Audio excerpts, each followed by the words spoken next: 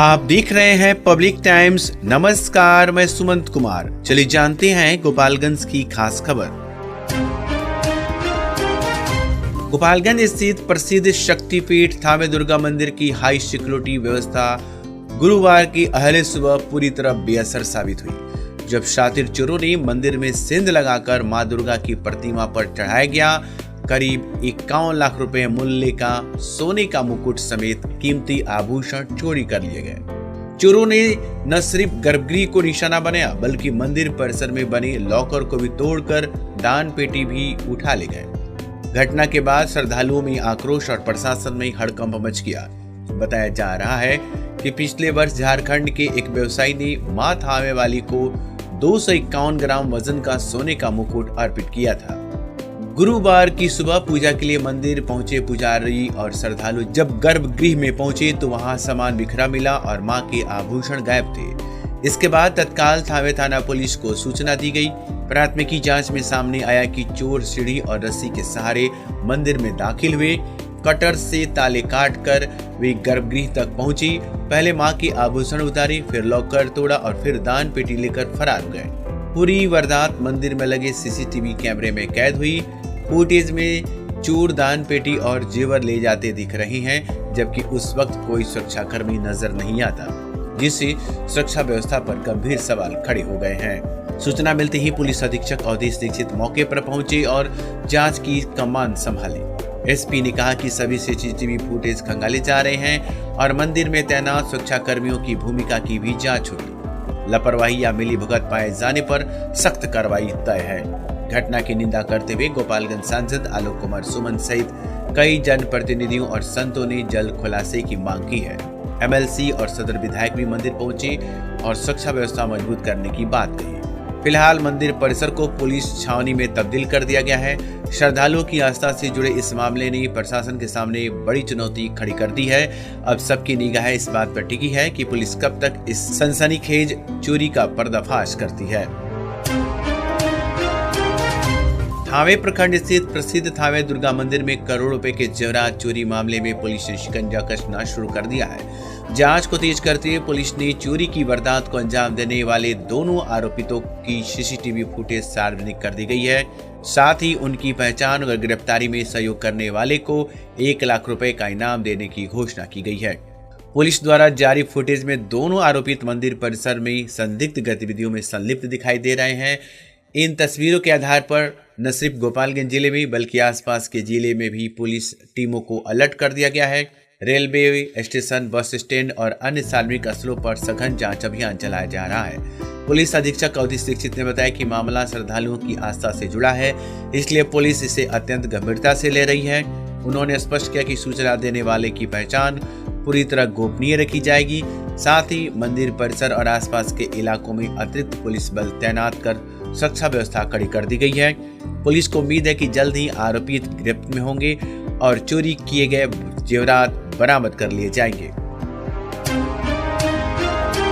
गोपालगंज जिले के थावे थाना क्षेत्र के चनावे गांव के समीप गुरुवार तड़के दर्दनाक सड़क हादसा हो गया। 2 बसों के ओवरटेक करने के दौरान एक बस अनियंत्रित होकर सामने से आ रहे ट्रक से टकरा गई। हादसा इतना भीषण था कि बस चालक की मौके पर ही मौत हो गई, जबकि बस में सवार करीब 1 दर्जन यात्री घायल हो गए। मृतक की पहचान जादवपुर थाना क्षेत्र के सिहरवा गांव निवासी 35 वर्षीय पप्पू यादव के रूप में हुई है। प्रत्यक्षदर्शियों के अनुसार सिवान से बेतिया जा रही 2 बसों में एक बस चालक ने आगे निकलने की कोशिश की, तभी बस संतुलन खो बैठी और मीरगंज की ओर जा रही बस से टकरा गई। टक्कर के बाद बस के परखच्चे उड़ गए।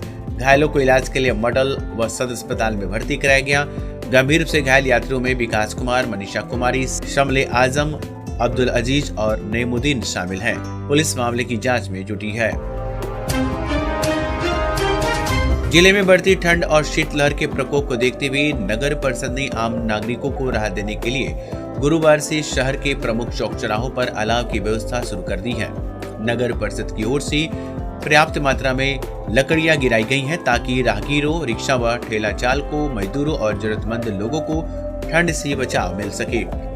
नगर परिषद के अनुसार पोस्ट ऑफिस चौक, मोनिया चौक, बस स्टैंड, अंबेडकर चौक, सदर अस्पताल परिसर, ब्लॉक मोड़ और हजियापुर मोड़ सहित अन्य भीड़भाड़ वाले इलाकों में अलाव जलाए जा रही हैं। सुबह से देर रात तक अलाव की व्यवस्था रहने से लोगों को काफी राहत मिल रही है। मुख्य पार्षद हरेंद्र चौधरी ने बताया कि लगातार गिरते तापमान को देखते हुए ये पहल की गई है और आवश्यकता पड़ने पर अन्य स्थानों पर भी अलाव की व्यवस्था की जाएगी। स्थानीय लोगों ने नगर परिषद के इस कदम की सराहना करते हुए इसे ठंड में बड़ी राहत बताया है।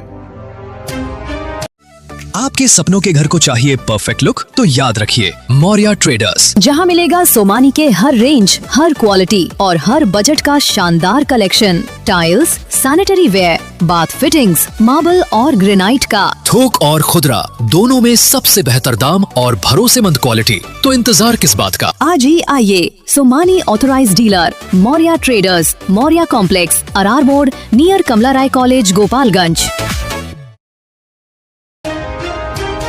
घने कोहरे के कारण बुधवार की शाम शहर के पोस्ट ऑफिस चौक के समीप बंजारी मोड़ पर एक कार अनियंत्रित होकर डिवाइडर से टकरा गई। हादसे में कार पर सवार 3 लोग घायल हो गए। दुर्घटना के बाद मौके पर अफरा तफरी मच गई। बताया जा रहा है कि सरिया वार्ड नंबर 2 निवासी सैयद अली, जुबैदा खातून समेत परिवार के अन्य सदस्य कार से पोस्ट ऑफिस चौक की ओर जा रहे थे।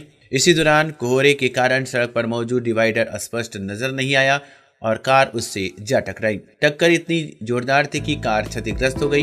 घटना के बाद आसपास के मौजूद लोगों ने तत्परता दिखाते हुए घायलों को इलाज के लिए पहले मॉडल अस्पताल और फिर सदर अस्पताल पहुंचाया, जहां डॉक्टरों की निगरानी में उनका उपचार जारी है।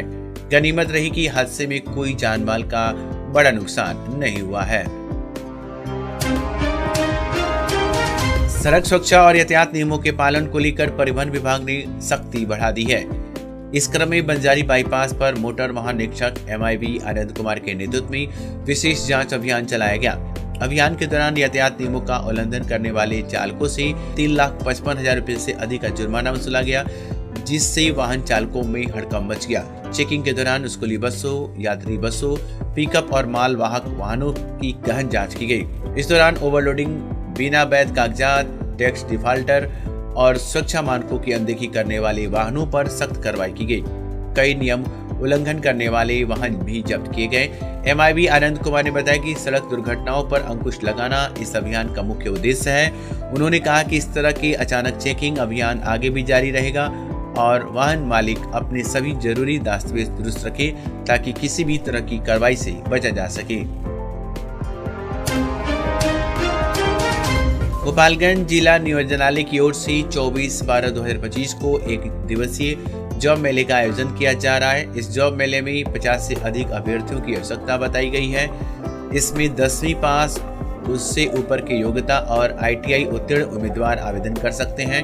चयनित अभ्यर्थियों को लगभग 18,000 रुपए मासिक वेतन मिलने की संभावना है।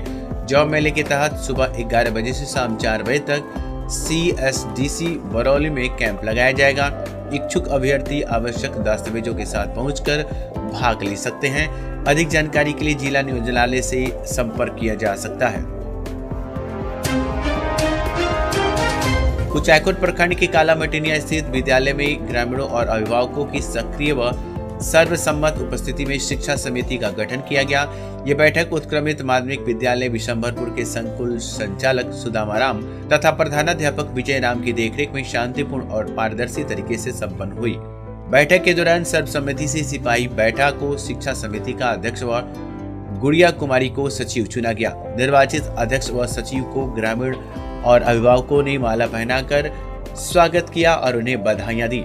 साथ ही विद्यालय के सर्वगणित विकास में सक्रिय भूमिका निभाने की अपेक्षा जताई गई। अभिभावकों ने कहा कि शिक्षा समिति के गठन से विद्यालय की गतिविधियों में पारदर्शिता आएगी और शिक्षा व्यवस्था को नई दिशा मिलेगी। इस अवसर पर रविशचंद्र माझी, वीरेंद्र माझी, गोपाल जी सिंह, किसान यादव, संजय सिंह, सिराज देवान, मनान देवान, वीरेंद्र पटेल, चंदा देवी, मनीश्वर ठाकुर, मनकेश्वर शाह सहित बड़ी संख्या में अभिभावक मौजूद रहे। तो ये थी गोपालगंज की खास खबर। आपका दिन शुभ हो। धन्यवाद।